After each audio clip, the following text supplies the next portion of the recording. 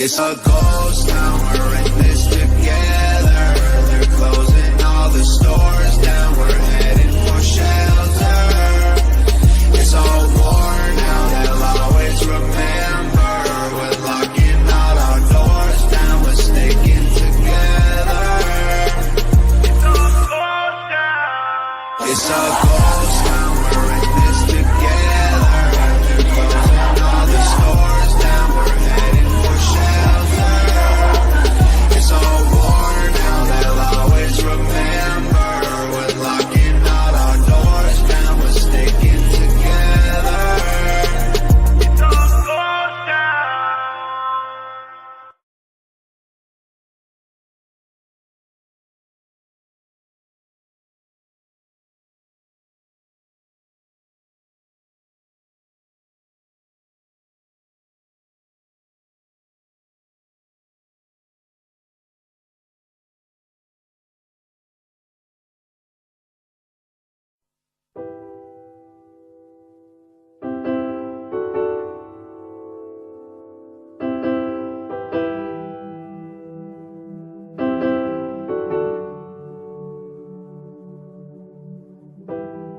Already I hear the music, the victory drawing near. Freedom has arrived, rejoice. And from my lips a cry of praise. Here I am, send me out. Give me strength enough to lift my voice and shout against poverty, honestly, against the injustice in our society. Let this to us be true.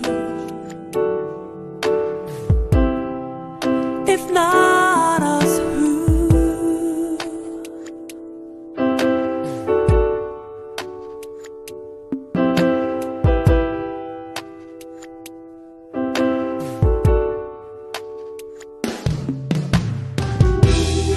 Already I hear the laughter of hungry souls starved no more. I have changed forever my ways, so I am no longer afraid. Here I am, send me out. Give me strength enough to lift my voice and shout against poverty, honestly, against the injustice in our society. Let this to us be true. If not us, who?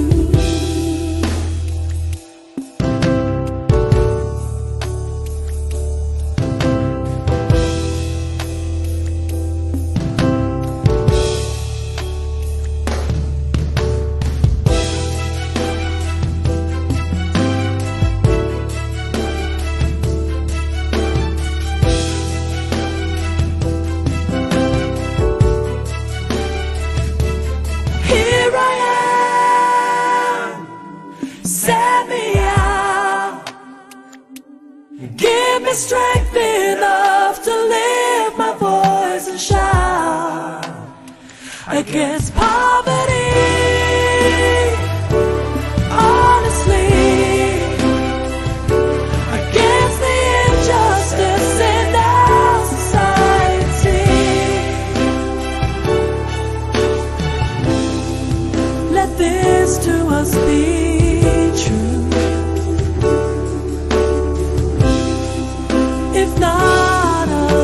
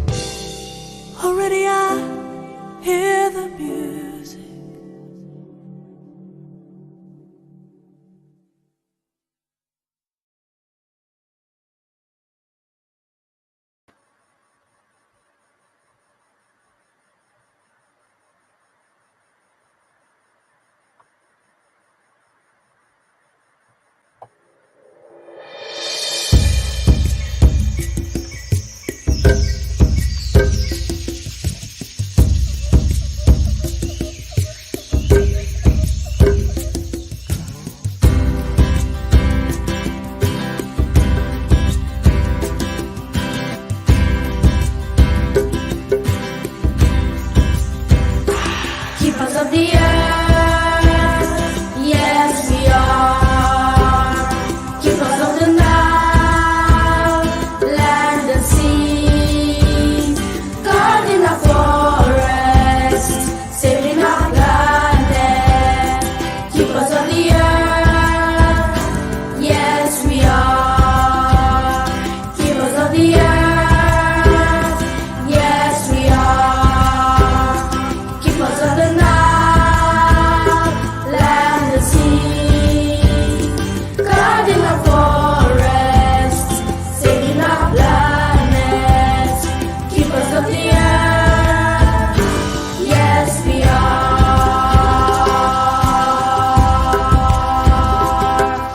The ant and eels need a home to stay.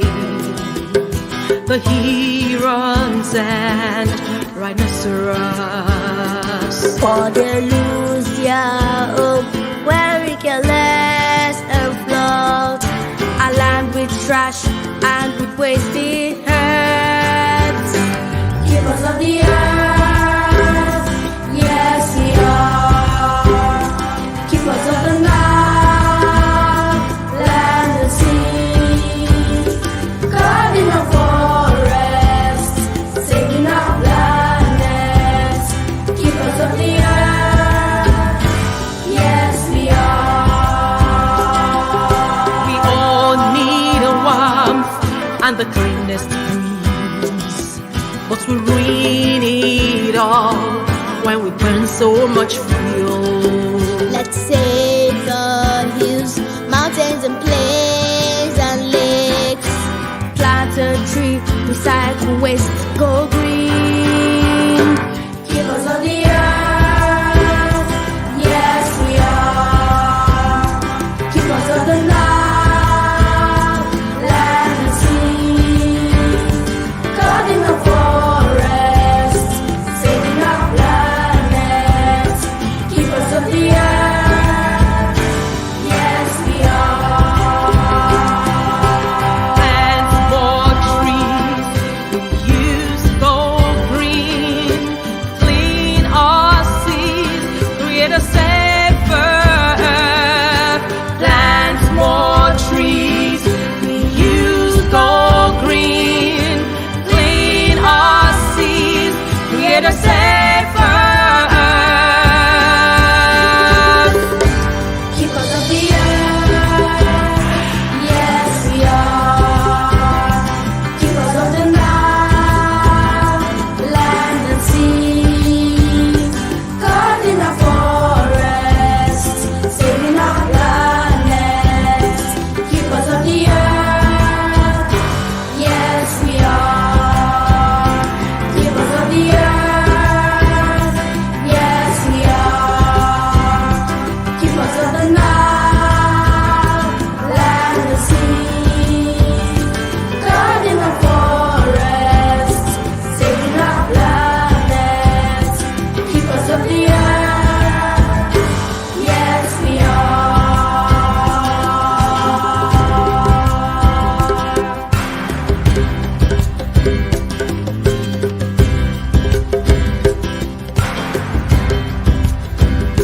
Yes we are.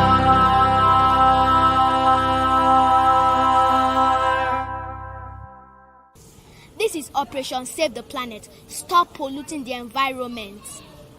The forest provides shelter and food for many animals, insects and bugs. If we keep cutting down trees, the world might soon become a desert without life. Save the forest.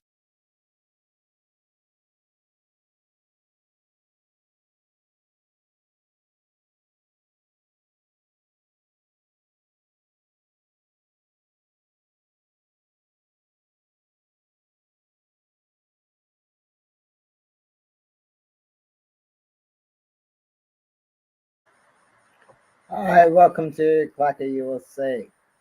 My name is Mr. Rev Comrade Rowley, and I would just like to start off by acknowledging that the land that we meet on is of the Gadigal and the Wangal people of the Eora Nation, and paying respects to the elders, both past the president and recognized sovereignty, treaty, and social justice has never been ceded, and this acknowledgement applies to wherever you're watching from, to all Indigenous people, both past and present. And feel free to share the name of the Indigenous land that you're meeting from in the comments below. So there's just a couple of excuse me. There's just a couple of announcements. Firstly, some good news. We have won the fight for transgender rights in affordable housing. Uh,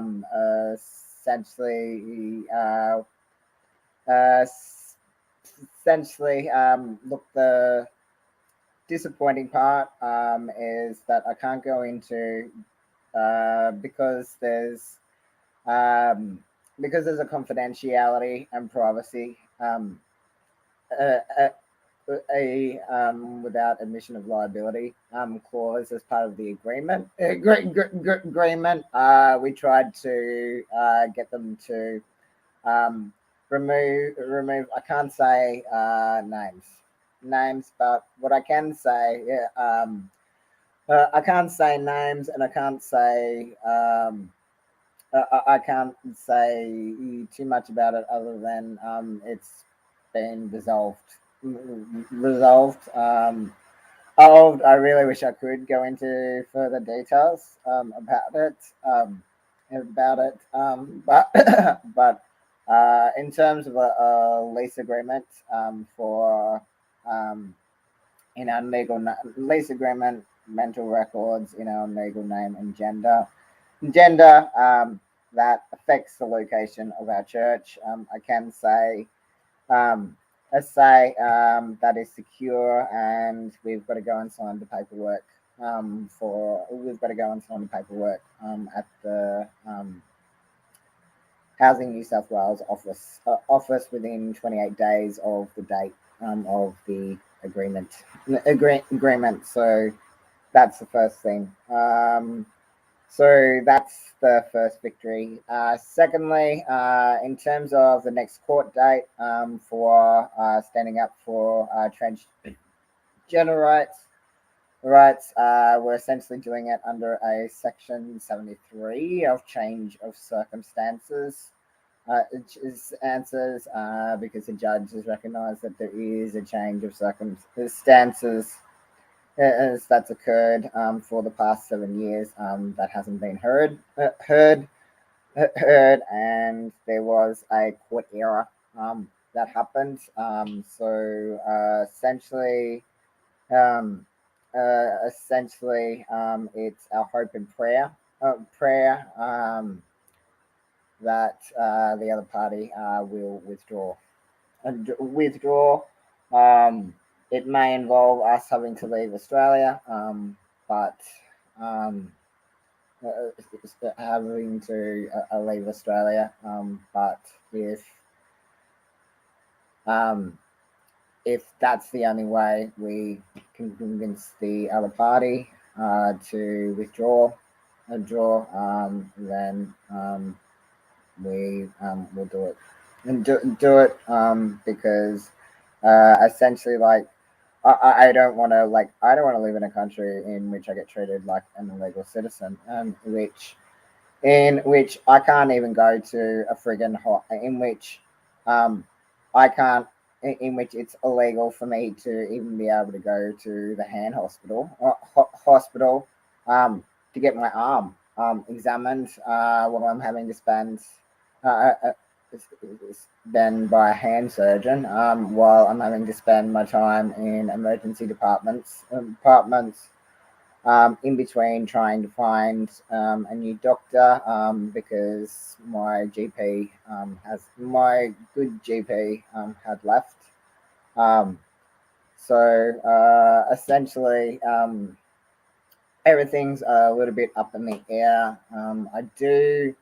I do have 4 subjects left of my degree, but I can do it. I can do it via correspondence if necessary. Sorry, if I have to. But yeah, so hopefully the other side will side will if the other side supports transgender rights, hopefully, yeah, hopefully the other side will withdraw and let us go. Let us go, even if that means I have to go to America. Even if that means I have to leave Australia. Australia. Then so be it. But because yeah, the other side, like, they're just not listening. They're just not listening, and they need to hang on to whatever prejudice, or hang on to whatever transphobic prejudice they've got against transgender people in my dead name. Name being ordained ministers and organising our own churches. Churches. I mean, I was forced into a situation in which God had to do something to save my life, and so God ordained me. God ordained me with another church, and they church in order to save my life because God knew what they were doing was wrong. And God's known that. God's known what they were doing is wrong to me for the past 7 years. And the part that is frustrating for um, me is that not only did they get it wrong, but they've continued to, but the other side, like, has continued to hang on to continue to hang on to my dead name. Name any record that they can find in my dead name. Dead name in which they can't seem to get it into their head. I was born transgender, and I come from a generation in which sexuality and gender was illegal. Legal, and it took 40 years to find any doctor who would medically recognize it, so I could go and get my birth certificate. Medically recognize it, so I could get the surgery and go and get my legal ID. And but unfortunately, there are some who seem to think that there's a former gender or a former name when there's really not and don't really get it into their heads that we're born this way. We're born this way. It's not something that transgender folks wake up and decide to do. It's who we are, and it's who we are. And if people can't accept who transgender people are, then they should just butt out of our lives. Lives, and at minimum, don't hold on to any record of our dead name and just butt out. Butt out of our lives. It's as simple as that. You can't accept who we are, then stay out of our lives. Stay out of our lives. Don't use any dead name against us. It's as simple as that. And I get a little bit fed up with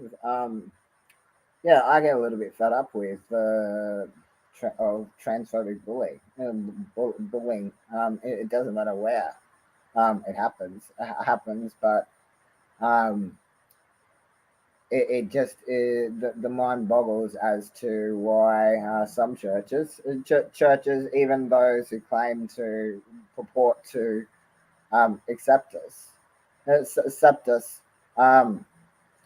a clear intimation to me that if there's no transgender ordained ministers there, and they're preventing transgender people from being ordained ministers within their own church, that doesn't show me that they include transgender ordained ministers in any way, shape, or form. It doesn't show me and if they use, if the church uses a dead name against a transgender person, and they don't include transgender ordained ministers, and ministers at the forefront, then I'm sorry, but that doesn't convince me. That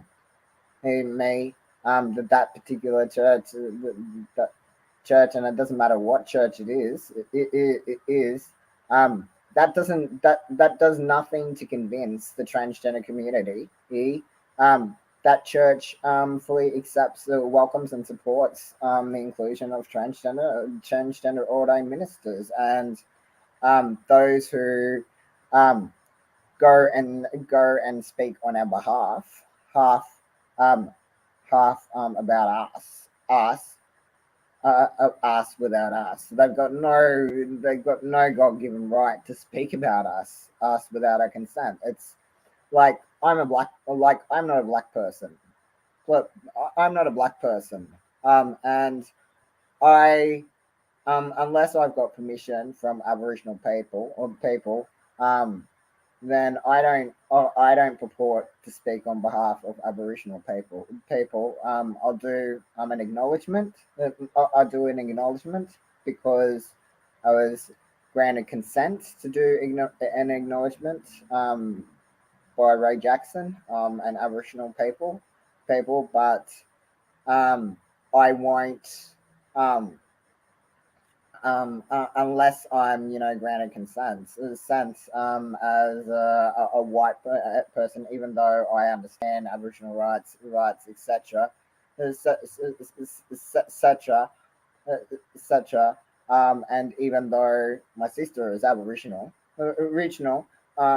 unless I've got permission as a person, a non-Aboriginal person, unless I've got permission from Aboriginal people themselves, I'm not going to speak on behalf of an Aboriginal person. And I think that the same thing needs to apply in relation to transgender folks, that cisgender folks don't have a God-given right to speak on behalf of transgender people or decide what's best for transgender people. Or people,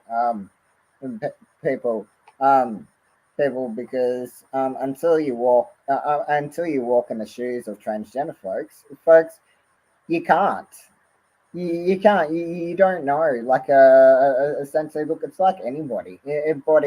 Unless you've walked in that person's shoes, you can't profess to speak on behalf of a person.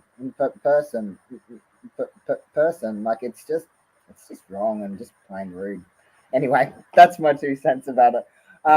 Essentially, a few announcements. Firstly, CAR Sydney and Pride and Protest are organising another protest beginning of April, I believe. Beginning of April for Transgender Day of Visibility. Check the CAR Sydney Facebook page and Pride and Protest page for further details on that. And one more important announcement. I've been invited to present live at the Transgender Day of Visibility. That's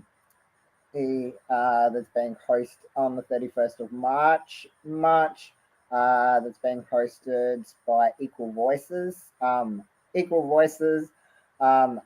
well as being supported by the Uniting Church of Australia.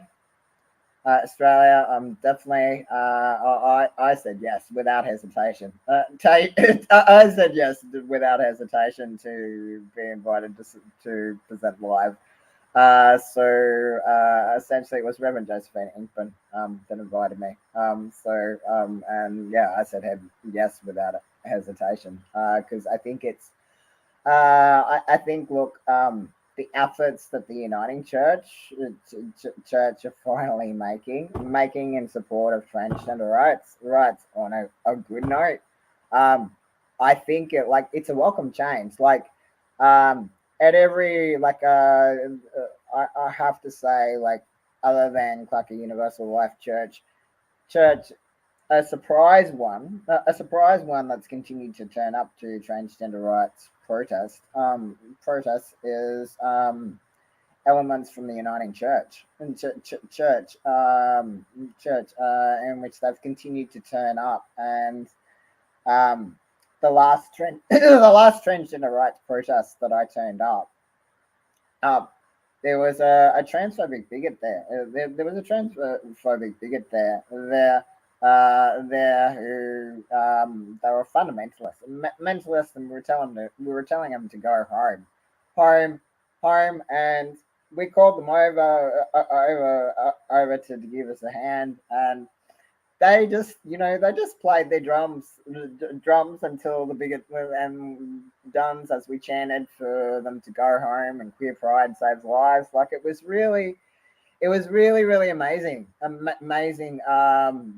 The effort that they have continued to make in support of transgender rights, and I think that it would be really great to see. It would be really great to see more churches come out and support transgender rights, because that's what we need.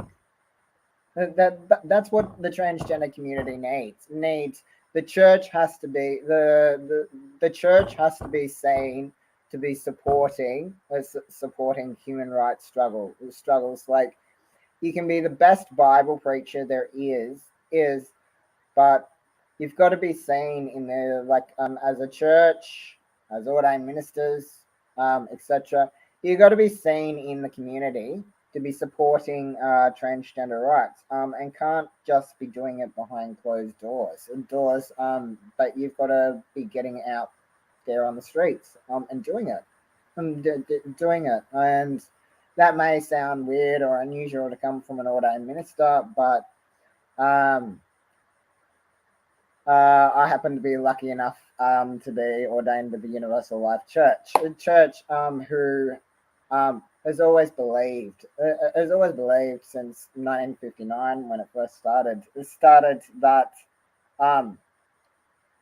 the church can't be a closed door place, regardless of whether it's ordination, regardless of whether it's worship, regardless of baptism to ordination to sacraments to Bible preaching to organized protests. The church can't be a closed door on these issues, because God, it's not the church's job to stand between people, and just as it's not the church's job to stand between people and God, God, it's also not the church's job to keep God contained within the four walls of the church, because I can tell you right now, God will leave the building if you try and keep God within the trapped within the four walls of the building, and are not doing anything, thing both in Bible preaching, and in practice to stand up for human rights, and changing the world. World. Well, I mean, like, one of the first principles I always remember of Christianity. Christianity is to love God and love thy neighbor. Neighbor, and they're the golden rules of Christianity. Christianity, and if nothing else, that's all you've got to really remember about Christianity. Now, some will disagree with that point of view, and they'll say, "Oh, if you love God, you can't love thy neighbor." Well, I would disagree with that perspective, because to love God, because you can't love God if you don't love thy neighbor, and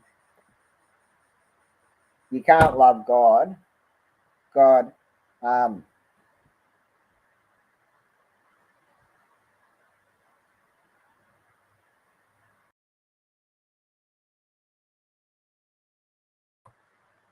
Okay, we're just having a few technical difficulties. I'm just gonna refresh the camera and see if I can fix the problem.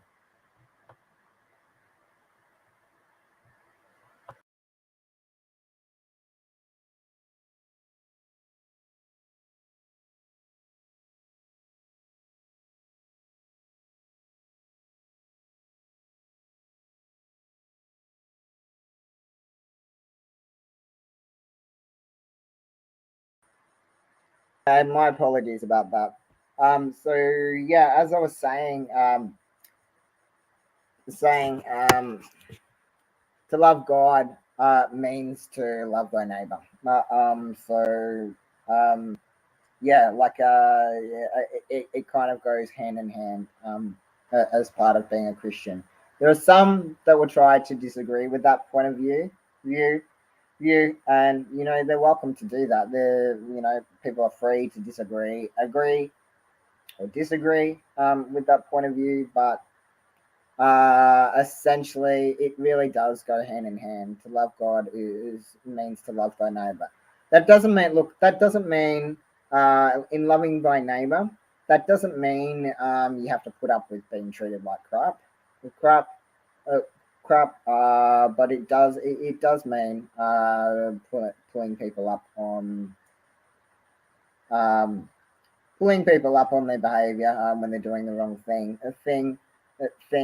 Um, but at the same time, not judging people in the course of the action, because there's a right way and a wrong way to pull people up on their behavior. I personally think. Um, I think, and it's important to get to know. It's important to get to know people first and foremost, and B, it's also important, important, important as much as you might love somebody. Um, that doesn't mean in loving thy neighbor, you have to be treated like a doormat. And you don't. That means you don't have to put up with crap. So today, which brings me to today's topic that I want to talk about, out is liberation from fear, and this message comes from Exodus 3 1 to 8, 13 to 15, 1 Corinthians 10 1 to 6, and 10 to 12, and Luke 13 1 to 9. Now, what do we mean by liberation from fear? Well, as we know, Lent is usually considered a time for penance. However, the gospel liberates us from a narrow and oppressive view of sin and its consequences. Okay, consequences. Now, what do we mean by sin? We'll define sin. Sin. Sin. Sin is basically anything. Sin is basically anything that separates, that stands between us and God. From a Christian point of view, sin is anything that stands between people and God. God. God. So, e.g., the act of rape, that's a sin. The act of pedophilia, that's a sin. The act of theft, theft, that's a sin. Sin. Uh, being transgender, that's not a sin. Being acknowledging work, acknowledging your research, and not giving a personal prejudice opinion, that's not a sin. It's sin. So I think it's important, first and foremost, to define exactly what the sin is. First and foremost, most, because what might be considered a sin to one person may not necessarily, when you do your research on the matter, may not necessarily be in fact a sin at all. And so that's why it's important to always be very clear to define what is a sin first and foremost. Most, like, for example, like something that an organized protest for human rights and equality issues is a sin. That's not a sin. A sin. that's protesting for that's protesting for equal rights when laws and church rules deny equal human rights with God without prejudice. So it's not a sin to do that, but in fact it's a call of Christianity to do that. To do that. However, having said that, said that that um, things that are not a protest, so e.g., the anti-vaxxers, the anti-vaxxers, and the anti-vaxxers and the so-called COVID conspiracy theorists, theorists who are out there protesting freedom for themselves at the expense of human life. That's a sin. That's a sin because they're not thinking about others. They're really not. Like they're not thinking about the health and safety of others through the course of of their riot action. Um, and it's very much organized by right wing conspiracy theorists, and it's not something that certainly nobody on the left supports. Absolutely, like we support the right to protest, but we're not going to support something that causes harm to the health and safety of and that's all there is to it. And so the point of this message. So when defining sin, sinning is not bearing fruit, and so when Luke's test is referring to historical texts that we do not know, Jesus' dialogue about them makes us see that the extent to which Jesus' teaching is related to various events in the life of Jesus' people. Proclaiming the good news cannot be done without paying close attention to what is happening. The kingdom is not the kingdom is not separate from history. Okay, and we're just frozen again, so I'm just gonna refresh it.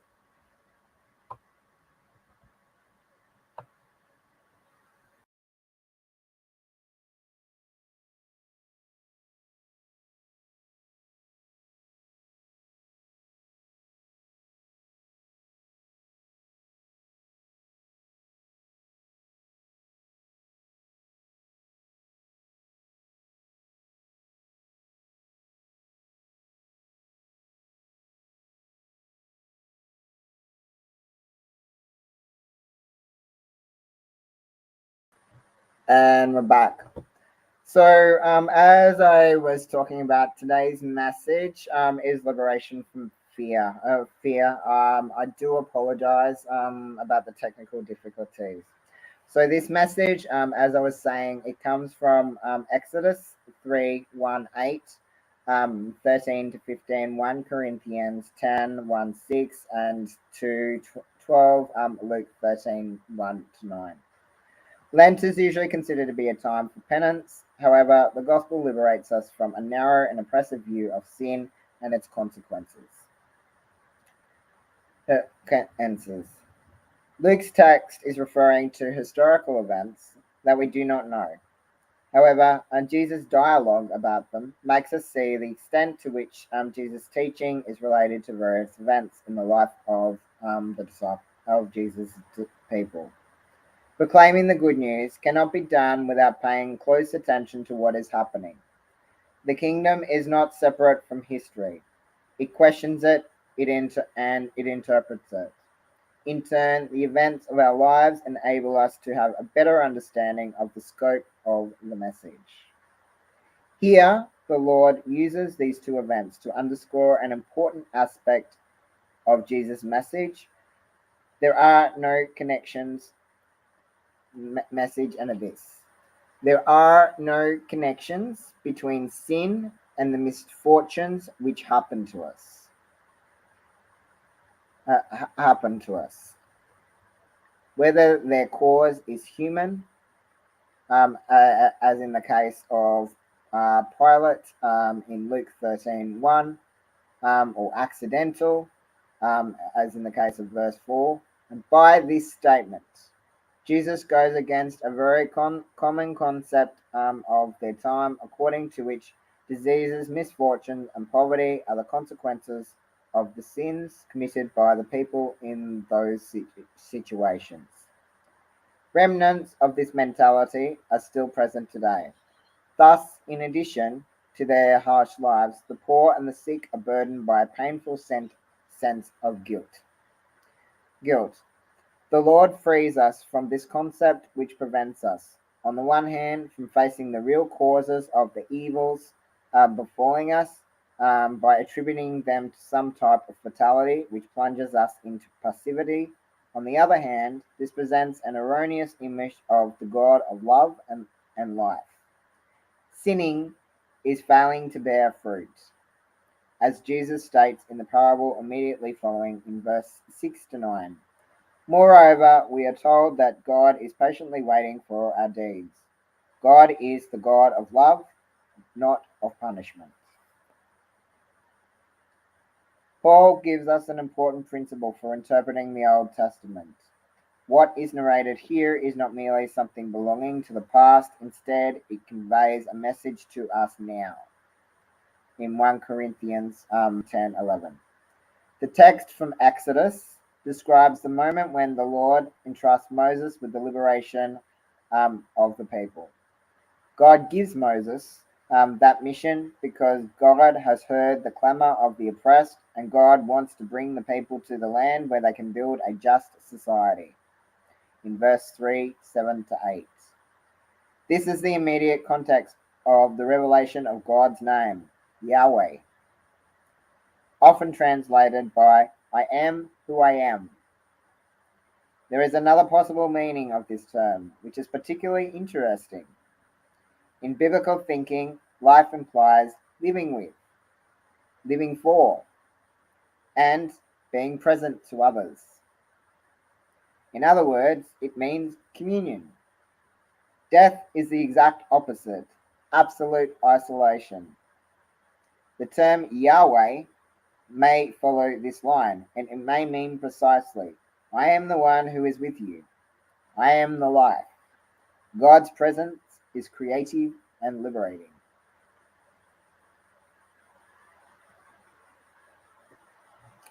And our next song of praise, on that note,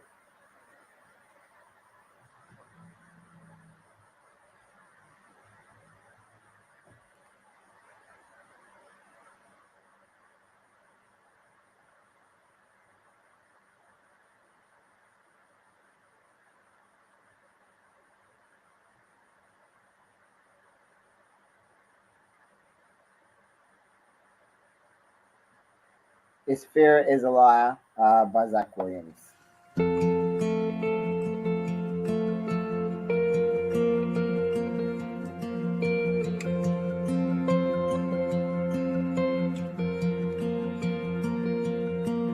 he told you you're not good enough, when he told you you're not right, when he told you you're not strong enough to put up a good fight, when he told you you're not worthy, when he told you you're not loved, when he told you you're not beautiful, you'll never be enough. Fear is a liar.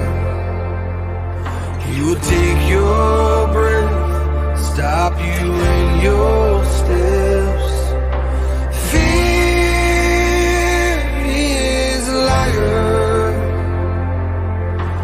Rob your rest, steal your happiness.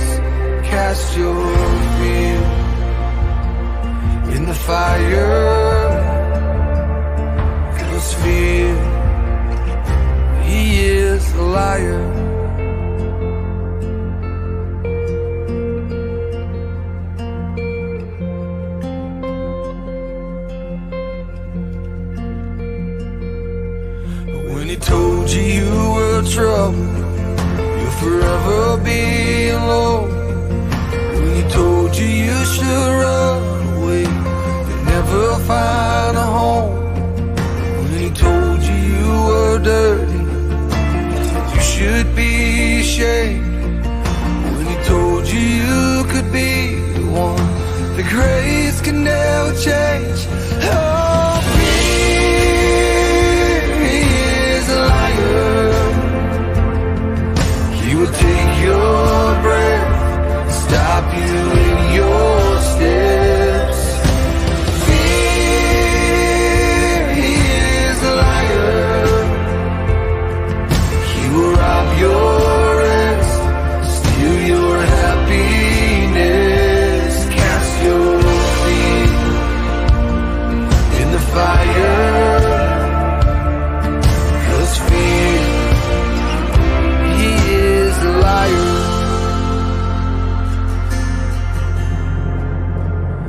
Let your fire fall, cast out all my fear. Let your fire fall, your love's all I fear. Let your fire fall and cast out all my fear. Let your fire fall, your love is all I fear. Let your fire fall and cast out all my fear. Let your fire fall, your love is all I feel. Oh, let your fire fall and cast out all my fear. Let your fire fall, your love is all I feel. Oh, fear, he is a liar. He will take your breath, stop you in your steps. Fear, he is a liar. He will rob your rest, steal your happiness, cast your fear in the fire. 'Cause fear, he is a liar. 'Cause fear, he is a liar.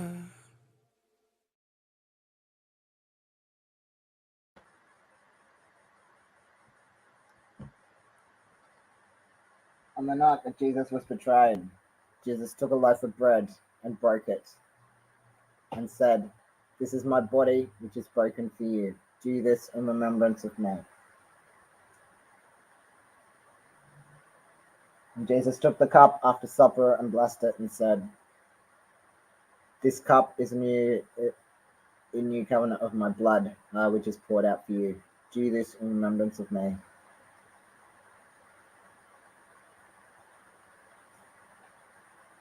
This table doesn't belong to the state. It doesn't belong to the church, to any church. It belongs to God. And all are welcome to this table without prejudice. No exceptions. Exceptions wherever you are, you really are welcome to this table. Please come and share in this meal.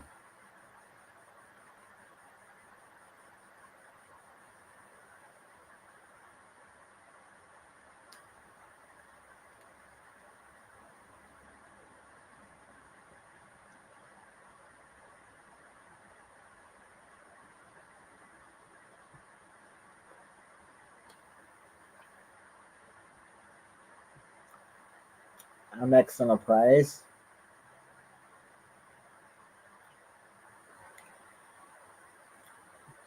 is Iris by the Goo Goo Dolls.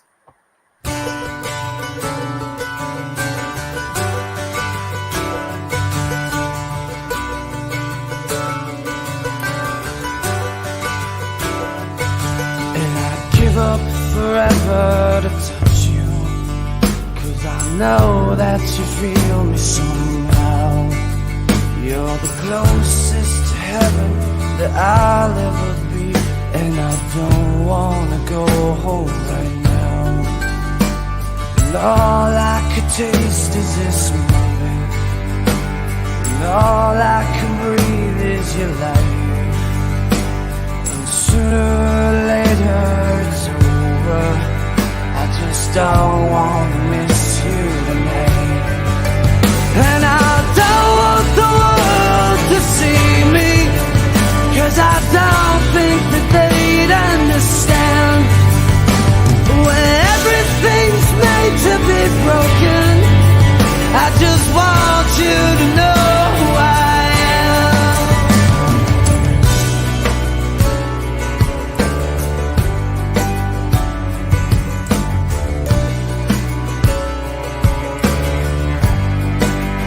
And you can't fight the tears that ain't coming.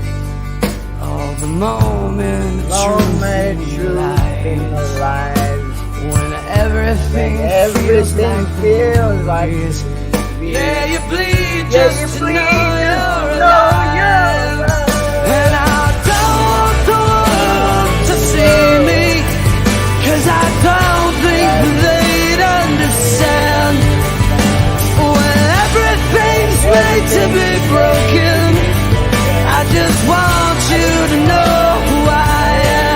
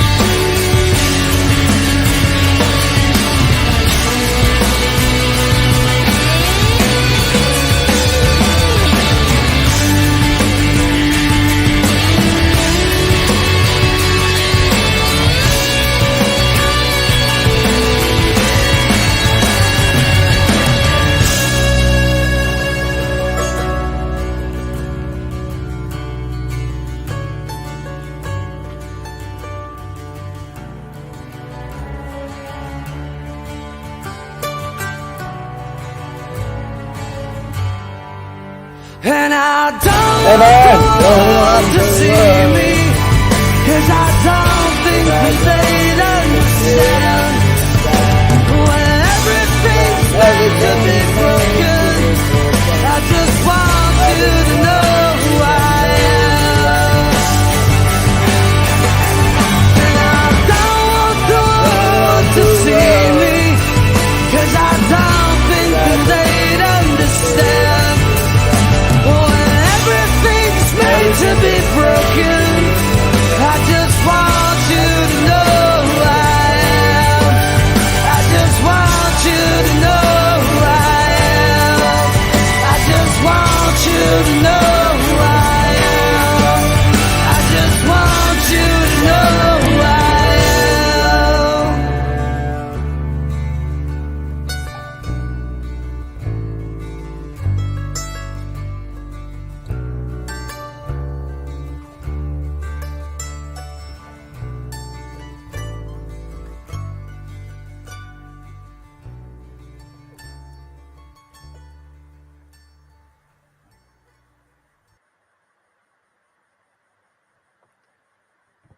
Cool. And if you would like to support CLACCA Universal Life Church, we do need funds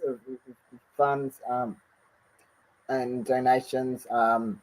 So you can donate at CLACCA Universal Life Church at the account number of 112879 9 and account number 495 470 290.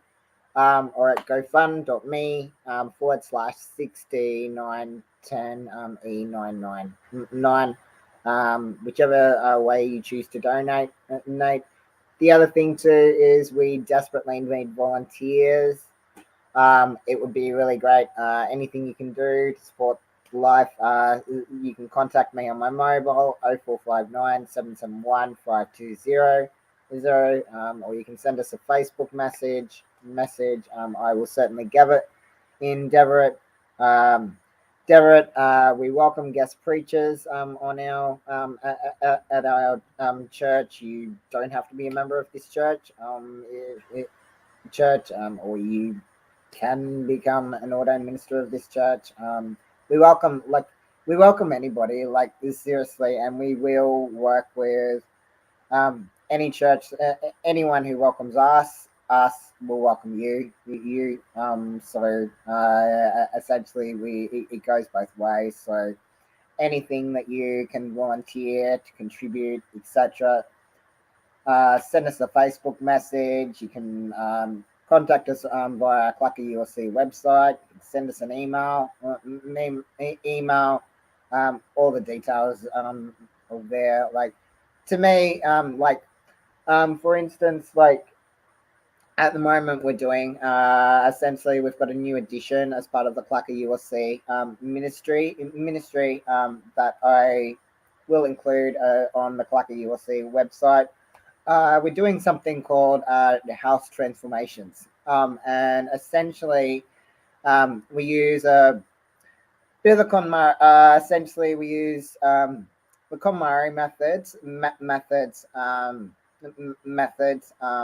but adapted to the particular house transformation that we do.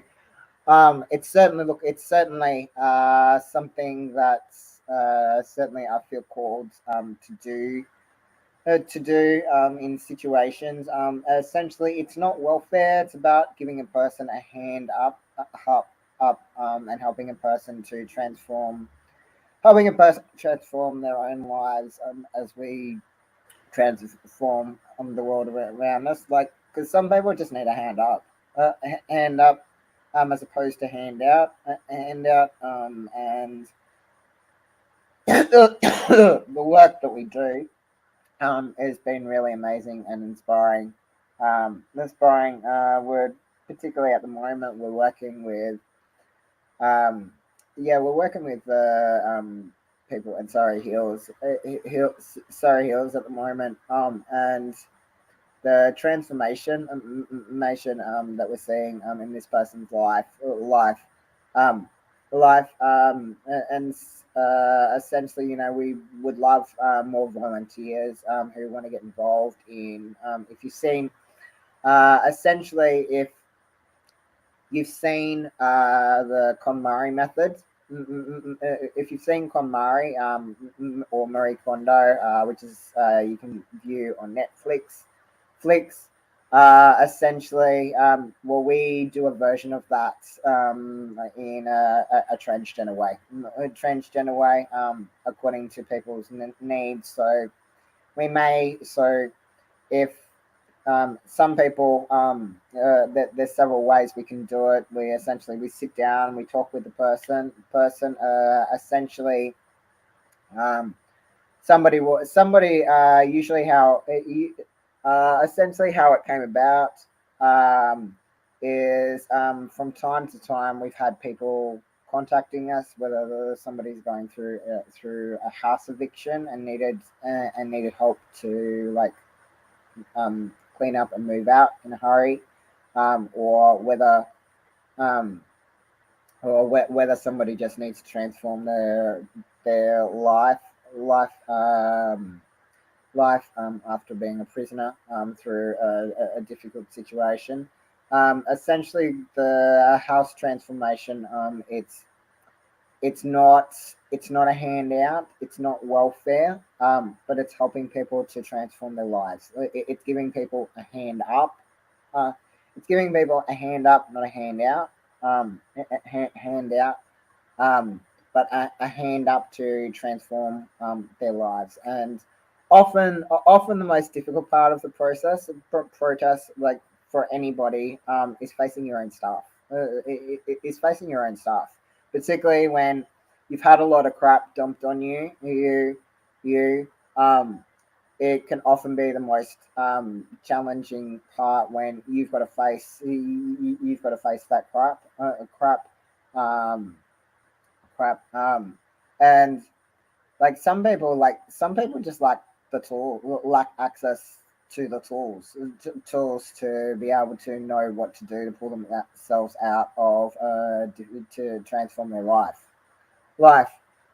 and you don't really realize like how much of an impact in empowering somebody. Essentially, it's not about the process is about empowering them to help them clean up, as opposed to like you're not going there. You're not going there to do all the work. It's in no way, shape, it's not about that that that um but essentially you're empowering them. You're helping to guide them through you're helping to guide them through the process of helping them to keep the process is not about like throwing out everything. The process is about keeping like the process is about keeping what matters to you, what brings you joy and life, and cutting out the crap. That's very much what the process is about. About out in which you don't come to clean. Essentially, you're helping the person. You're helping the person to do the cleaning, and that's difference because essentially, look, I've been through a few welfare charities and etc. And they turn up, but they do all the work. They do all the work, and part of the problem is that through the course of that process, um, it doesn't necessarily it doesn't necessarily help the person to face their own stuff, and that can be like one of the most difficult things, especially if something painful has happened in the um, house. That can be really difficult, like especially like if it's a death or like if it's some sort of crap that has happened in that person's life in that particular space. Um, just being there, just being there to help guide them through the process, process. And um, I may next Sunday actually do a sermon on it. Because it kind of ties in with the message of Lent. So Lent about transforming your life, and what house transformation is about the ministry, because essentially, yeah, it's definitely it's not you're not giving people a hand out, you're giving people a hand up. Um, Sometimes that may involve it involve organizing people the tools, organizing working with other agencies in order to give the person the tools that they need to transform their life. But life, though, e.g., for example, somebody might be missing a plug for their sink, and that's a primary reason why they found it difficult to get any dishes done. So giving somebody a plug, giving somebody a plug to help them do dishes can be a world of difference. Difference. Or organizing with an existing um, existing charity to give somebody a washing machine, to give somebody a washing machine and dryer. who doesn't have access to a washer and dryer, can help that person to be able to clean their clothes, clean their clothes, clothing. So it can be a simple thing as um, that essentially there's probably like there's things to remember, and I encourage like anybody to do a house transformation, help somebody to do a house transformation. um, you don't have to have money to do it. There are existing charity organisations that you can work with if you're missing the tools in order to do it. Um, but essentially, and you don't have to have a team of people. But essentially, it's just guiding the person through the process. The process like the Con Murray. Um, she doesn't like that. There's only two of her, and she doesn't turn up. Um,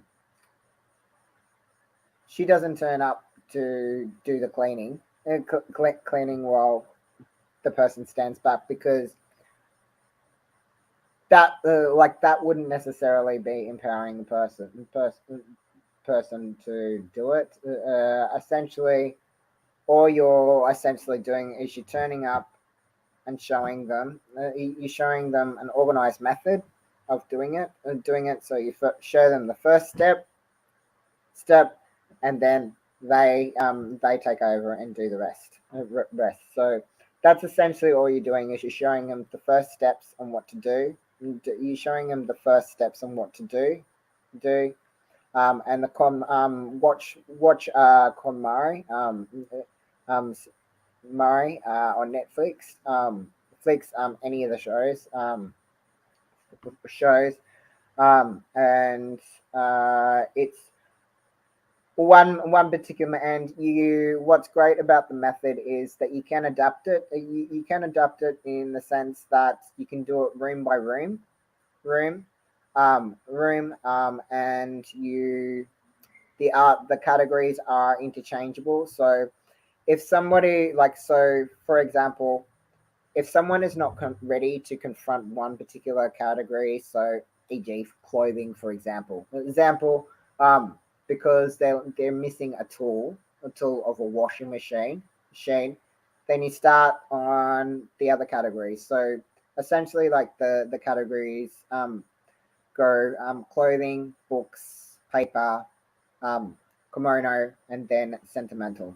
So there's 5 categories, but I'm going to go through that next Sunday in a sermon, and the link between the difference between a house transformation as opposed to welfare, and why I think this is an important part of Christian ministry. It only essentially, in terms of the house transformation, essentially it's basically spending a couple of hours once a week. No, a couple of hours out of your time once a week, and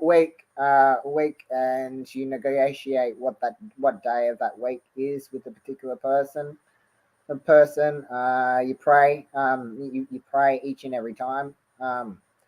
With that person before you start, and it's a great way of not only helping the person to connect with God, reconnect with God, and at the flip side, that the process can also work for atheists. So the method is not just for Christians. You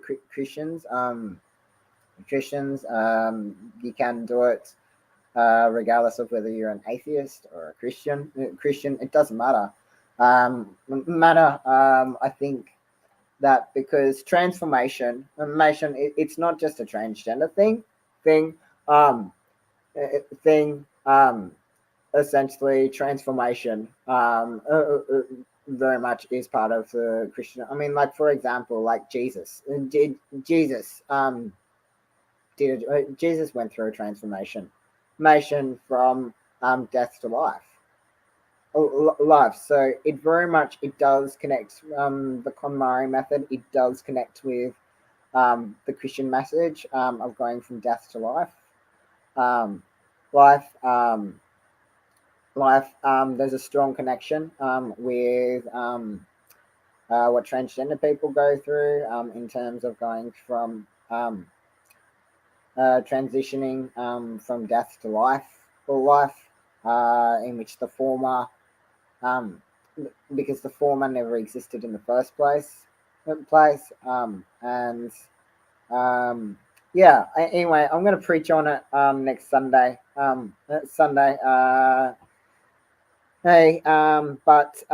Essentially, and I will continue to make further announcements in relation to the Transgender Day of Visibility. I'll see if I can get a recording of it. See if I can get a copy of the recording of it. I'm now going to go to our final song of praise, which is Martin Luther. It's by the History Teachers.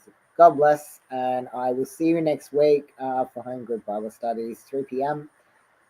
or 5 p.m. For Sunday Church. God bless, and that's all for now.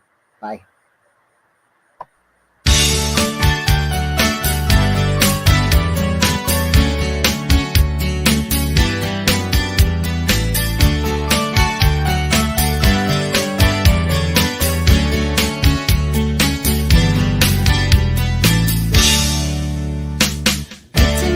Germany, a sleepy little monastic town. Religious corruption ran rampant from the Pope on down. But a monk in school studied the Bible and he thought it was strange. There were contradictions and his conscience said it's time for a change. Martin Luther, looking for some truth, yeah. Let's play Bible sleuth, yeah. The title was uncouth, yeah. Not to get that Martin Luther put down his objections and led into the cathedral door. Spoke out against relics and indulgences and so much more. For some left his ideas, the Pope was outraged at his reforms. Declared him a heretic and outlawing the Edict of Worms. Here stands a Holy Father, I can do no other.